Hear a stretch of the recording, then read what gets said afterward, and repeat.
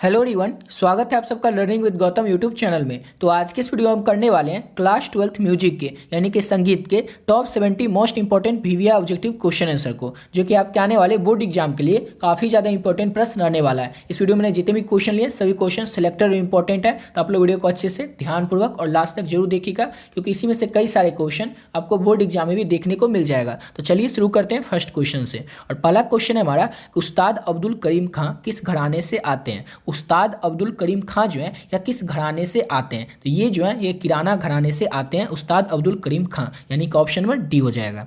Next question है हमारा कि कहड़वा ताल में कितनी मात्राएं होती हैं। कहड़वा ताल जो होता है उसमें कितनी मात्राएं होती है, तो कहड़वा ताल में 8 मात्राएं होती है, ऑप्शन नंबर बी हो जाएगा।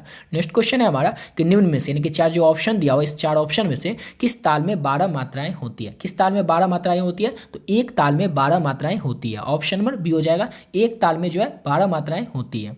नेक्स्ट क्वेश्चन है हमारा, नेक्स्ट क्वेश्चन है कि ख्याल गायन में कितने अंग होते हैं। ख्याल गायन जो होता है उसमें कितने अंग होते हैं, तो ख्याल गायन में 2 ही अंग होते हैं, यानी कि ऑप्शन नंबर ए हो जाएगा। नेक्स्ट क्वेश्चन है कि लय कितने प्रकार के होते हैं। लय जो होता है ना, लय ये कितने प्रकार का होता है, तो लय जो है ये 3 प्रकार का होता है, ऑप्शन नंबर ए हो जाएगा इसका। नेक्स्ट क्वेश्चन करते हैं। तो अगला क्वेश्चन हमारा कि राग बिहाग की ठाट क्या है। मोस्ट इंपॉर्टेंट क्वेश्चन है आपके आने वाले बोर्ड एग्जाम के लिए कि राग बिहाग की ठाट क्या है, तो बिलावल है, ऑप्शन नंबर बी हो जाएगा। राग बिहाग जो है इसकी ठाट जो है वो बिलावल है। नेक्स्ट क्वेश्चन है हमारा कि राग केदार का वादी स्वर क्या है। राग केदार का वादी स्वर क्या है। जितना भी क्वेश्चन आप लोग को बता रहे हैं सभी क्वेश्चन मोस्ट इंपॉर्टेंट क्वेश्चन है आपके आने वाले बोर्ड एग्जाम के लिए, तो अब आप लोग वीडियो को अच्छे से और लास्ट तक जरूर देखिएगा। तो 7 नंबर क्वेश्चन है हमारा कि राग केदार जो है इसका वादी स्वर क्या होता है, तो राग केदार जो होता है इसका वादी स्वर म होता है, यानी कि ऑप्शन नंबर सी हो जाएगा इसका। अगला क्वेश्चन है राग भैरवी का वादी स्वर क्या है, तो राग भैरवी जो है इसका वादी स्वर जो है वो र हो जाएगा, ऑप्शन नंबर बी हो जाएगा। और इसका लिखा इस तरह से जाता है कि राग भैरव का वादी स्वर तो र इस तरह से लिखा जाता है।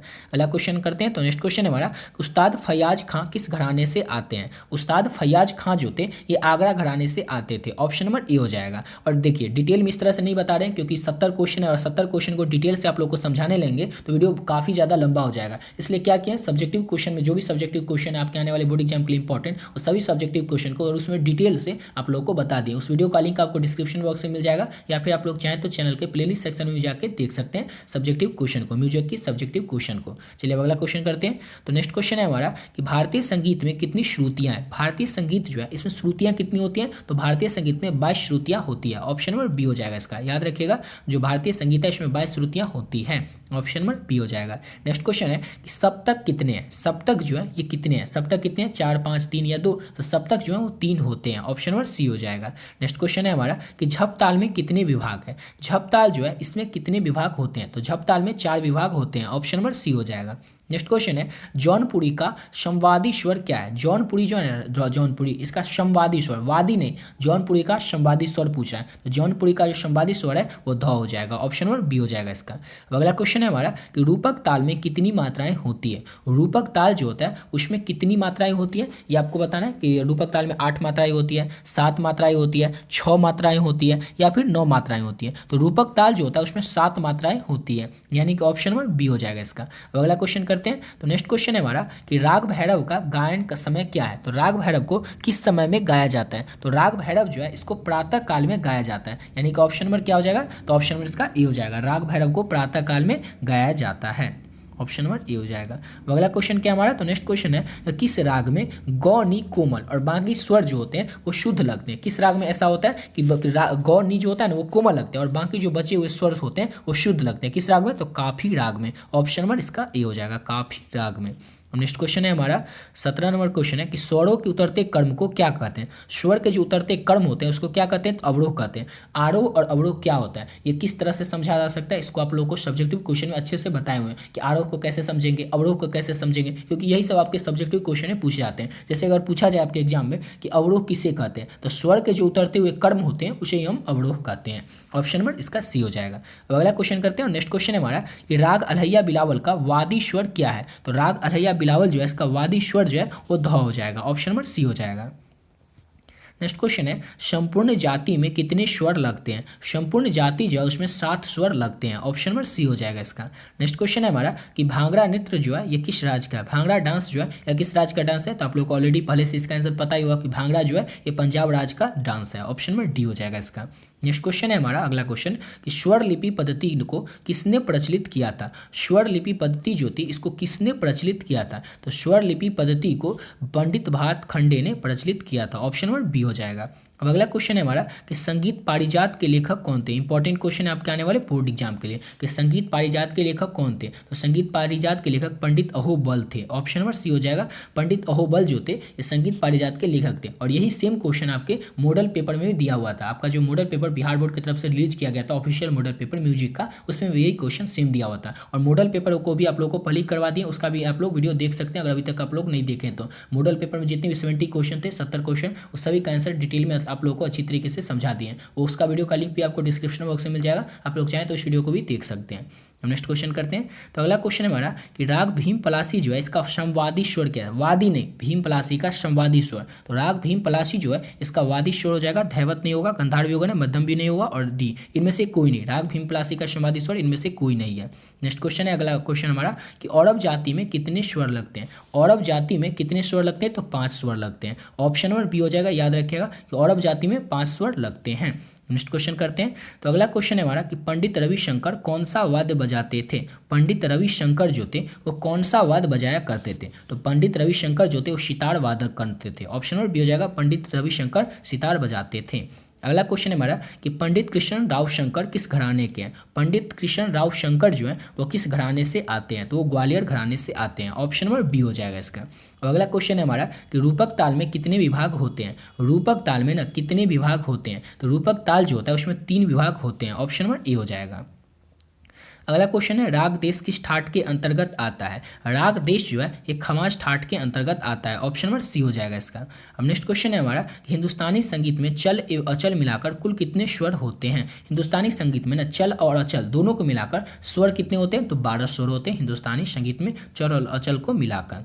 अगला क्वेश्चन हमारा ये तानसेन किस राजा के दरबारी गायक थे। तो तानसेन जो थे ये अकबर के दरबार में नवरत्नों में से एक थे और उन्हीं के दरबार में गायक का काम करते थे। यानी कि इसका ऑप्शन क्या हो जाएगा, तो सम्राट अकबर हो जाएगा। Option number A. तानसेन जो थे ये सम्राट अकबर के दरबारी गायक थे। अब अगला क्वेश्चन है हमारा कि राग भीम पलासी का गायन का समय क्या है। राग भीम पलासी जो है इसको कब गाया जाता है, किस समय में गाया जाता है, तो अपराह्न के समय में राग भीम पलासी को गाया जाता है। ऑप्शन नंबर बी हो जाएगा। अगला क्वेश्चन है हमारा कि राग भैरवी किस जाति का राग है। तो राग भैरवी जो है ये किस जाति का राग है, तो औडव का नहीं है, षण्डव की भी नहीं, संपूर्ण का भी नहीं, यानी ऑप्शन नंबर डी हो जाएगा। इनमें से कोई नहीं। ये सभी क्वेश्चन जो है आप लोगों को ऑलरेडी कई बार कई इस वीडियो में करवा चुके हैं। जैसे देखिए अभिनव रामजनी के लेखक कौन है, ये सब क्वेश्चन कितनी बार आप लोगों को करवा चुके हैं। देखिए टोटल आप लोगों को अभी तक प्रैक्टिस सेट जो कितना करवाएं, तो प्रैक्टिस सेट आप लोग को 15 प्रैक्टिस सेट करवा चुके हैं और हर एक प्रैक्टिस सेट में आप लोग को 35 क्वेश्चन करवाएं। मतलब इतना सारा क्वेश्चन आप लोग को अभी तक करवा चुके हैं। मतलब अगर ये सभी वीडियो आप लोग देख लेते हैं तो इसी समय से आपके एग्जाम में क्वेश्चन रहेंगे। आपके एग्जाम में क्वेश्चन कितने रहेंगे, तो 70 क्वेश्चन रहेंगे। इसमें से बनाना कितना है, तो सिर्फ और सिर्फ 35 ही बनाना है और यहाँ आप लोग को 15 प्रैक्टिस सेट करवा चुके हैं 35 क्वेश्चन के। तो सोचिए कितना सारा क्वेश्चन करवा दें। अगर आप लोग इस सभी वीडियो को देख लेते हैं तो यहीं से आपके एग्जाम में क्वेश्चन हर एक क्वेश्चन जो भी पूछा जाएगा वो इसी वीडियो सबसे पूछा जाएगा। तो सभी वीडियो को आप लोग अच्छे से देख सकते हैं। और जो अभी स्टार्ट किए हैं जो प्रैक्टिस सेट इसमें 70 क्वेश्चन करा रहे हैं और ये प्रैक्टिस सेट दूसरा है। अगला क्वेश्चन क्या हमारा, किस राग में कोमल रॉ प्रयुक्त होता है। वो कौन सा राग है जिसमें कि कोमल रॉ जो है वो प्रयुक्त होता है, तो भैरव राग में कोमल रॉ जो है वो प्रयुक्त होता है। ऑप्शन नंबर ए हो जाएगा।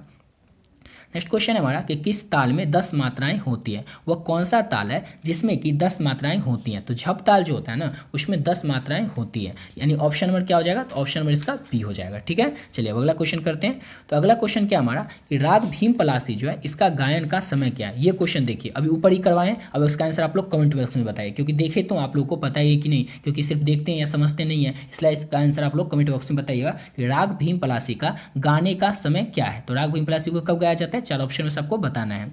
अगला क्वेश्चन करते हैं। तो नेक्स्ट क्वेश्चन है हमारा कि नाद के कितने प्रकार हैं। तो नाद जो होता है ये कितने प्रकार का होता है, तो नाद जो होता है ये 2 प्रकार का होता है। ऑप्शन नंबर बी हो जाएगा।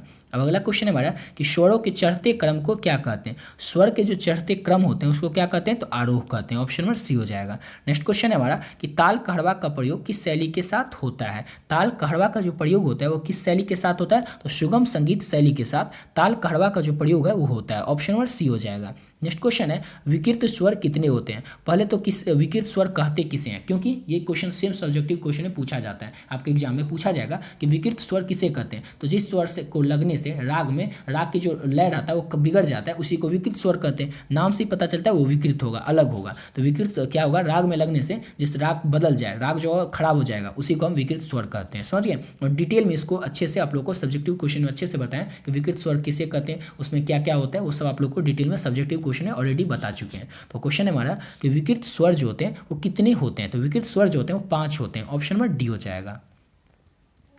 अगला क्वेश्चन है हिंदुस्तानी संगीत में कितने ठाट हैं। हिंदुस्तानी संगीत जो है उसमें कितने ठाट है, तो हिंदुस्तानी संगीत में 10 ठाट हैं। ऑप्शन नंबर सी हो जाएगा। नेक्स्ट क्वेश्चन है राग देश जो है इसकी जाति क्या होती है। इंपॉर्टेंट क्वेश्चन आपके आने वाले बोर्ड एग्जाम के लिए कि राग देश की जाति क्या है। तो राग देश की जाति अर्णव संपूर्ण जाति है। ऑप्शन नंबर ए हो जाएगा। राग देश की जो जाति है वो अर्णव संपूर्ण जाति का राग है। अगला क्वेश्चन है राग केदार किस ठाट के अंतर्गत आता है। तो राग केदार जो है किस ठाट के अंतर्गत आता है। तो राग केदार जो है एक कल्याण ठाट के अंतर्गत आता है। ऑप्शन नंबर ए हो जाएगा। ये भी इंपॉर्टेंट क्वेश्चन है, इसको अच्छे से याद रखिएगा कि राग केदार किस ठाट के अंतर्गत आता है। तो कल्याण ठाट के अंतर्गत। नेक्स्ट क्वेश्चन है ध्रुपद में कितनी वाणियाँ हैं। ध्रुपद जो होता है उसमें कितनी वाणियाँ होती है। तो ध्रुपद में जो 4 वाणियाँ होती है। ऑप्शन नंबर बी हो जाएगा। अगला क्वेश्चन है हमारा कि भैरवी राग का समवादी स्वर क्या है। भैरवी राग जो है इसका समवादी स्वर क्या है। तो भैरवी राग का समवादी स्वर जो है वो सा हो जाएगा। ऑप्शन नंबर ए हो जाएगा। अगला क्वेश्चन है हमारा ग्रंथ नाट्य शास्त्र के लेखक कौन थे। इंपॉर्टेंट क्वेश्चन आपके आने वाले बोर्ड एग्जाम के लिए। ग्रंथ नाट्य शास्त्र के लेखक कौन थे। तो भरत मुनि जो थे वो ग्रंथ नाट्य शास्त्र के लेखक थे, पर भरत मुनि। ऑप्शन नंबर बी हो जाएगा। अगला क्वेश्चन है हमारा किस राग में गौ नी कोमल और बाकी स्वर शुद्ध लगते हैं। ये भी क्वेश्चन अभी पीछे ही करवाएं, मतलब इससे पिछले वीडियो थोड़ा पीछे अभी ये क्वेश्चन देखे थे कि किस राग में गौ नी कोमल और बाकी स्वर जो है वो शुद्ध लगते हैं। तो काफी राग में। ऑप्शन नंबर ए हो जाएगा।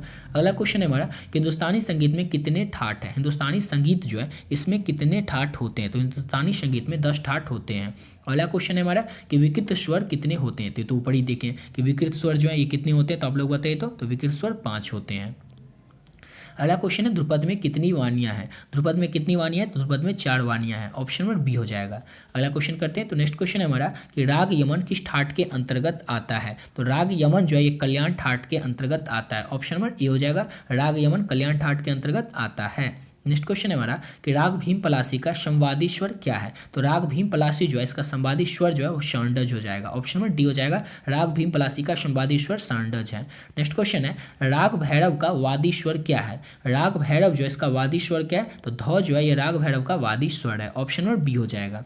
नेक्स्ट क्वेश्चन है हमारा कि ख्याल के कितने प्रकार हैं। ख्याल जो होता है ये कितने प्रकार का होता है। तो ख्याल जो है ये 2 प्रकार का होता है। ऑप्शन नंबर ए हो जाएगा। नेक्स्ट क्वेश्चन है हमारा कि श्रुतियाँ कितनी है। श्रुतियाँ जो कितनी है 12, 15, 20 या 22। तो श्रुतियाँ जो होती है वो कितनी होती है। तो 22 होती है। ऑप्शन नंबर डी हो जाएगा इसका। अब अगला क्वेश्चन करते हैं। तो नेक्स्ट क्वेश्चन है हमारा कि संपूर्ण जाति में कितने स्वर लगते हैं। कितनी बार ये क्वेश्चन आप लोग को करवा चुके हैं कि संपूर्ण जाति में 7 स्वर लगते हैं। ऑप्शन नंबर सी हो जाएगा। याद रखिएगा संपूर्ण जाति में जो है 7 स्वर लगते हैं। अगला क्वेश्चन है राग यमन किस ठाट के अंतर्गत आता है। तो राग यमन जो है ये किस ठाट के अंतर्गत आता है। तो कल्याण ठाट के अंतर्गत आता है राग यमन। ऑप्शन नंबर ए हो जाएगा। 3-4 क्वेश्चन पीछे तो ये क्वेश्चन था।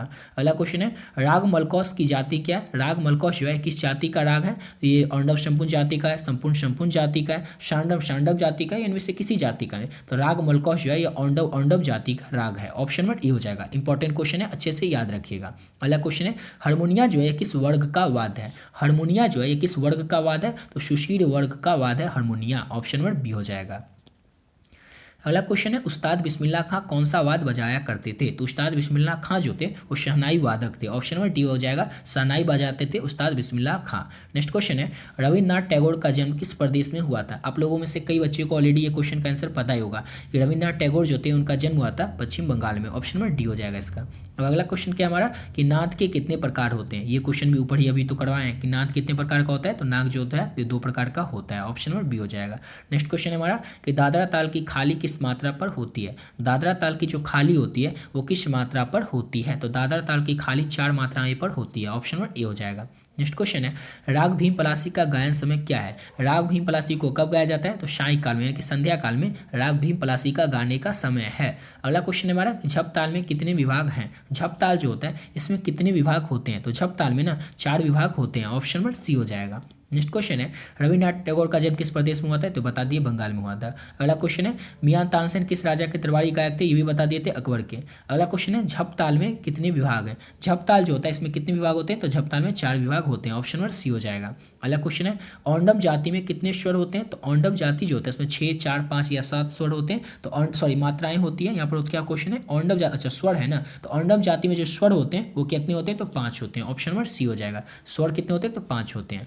अगला क्वेश्चन है और लास्ट क्वेश्चन भी हमारा, ये चौताल में कितनी मात्राएं होती है, तो चौताल जो होता है उसमें कितनी मात्राएं होती है, तो चौताल में 12 मात्राएं होती है, ऑप्शन नंबर सी हो जाएगा इसका। इसी के साथ वीडियो पे कंप्लीट करते हैं। आशा करता हूँ आप लोग को वीडियो अच्छा लगा होगा। तो मिलते हैं नेक्स्ट वीडियो में नए वीडियो के साथ।